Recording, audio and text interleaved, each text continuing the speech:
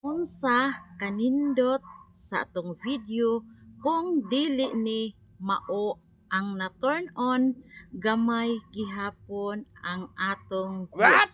Sundan ni nga step kay mao ni akong itudlo ninyo. Sumuadto ta sa atong profile account kanang tulo kadat ato ng pinduton ug pangitaon nato ang settings and privacy. Pinduton nato na, pangitaon nato ang settings. Inigpindot sa settings, pangitaon nato ang default audience settings.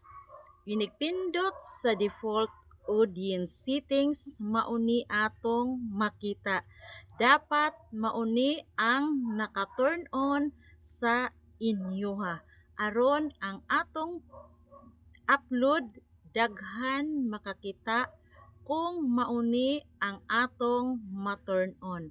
So karon kung inyo ning nakita nga video, i-check na ng inyong settings diha kung mao ba ni ang na-turn on.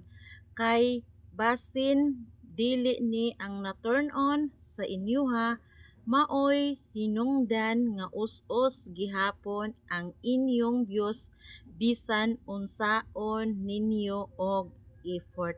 Diri daghan kay tag settings nga atong dapat i-turn on aron ang atong mga upload makapublic na ug makita sa kadaghanan. So kung wala pa ka naka-follow og like, palihog kog pindot diha sa ubos ug paki-share aron ang akong mahibaluan inyo pong mahibaluan. Og thank you for watching.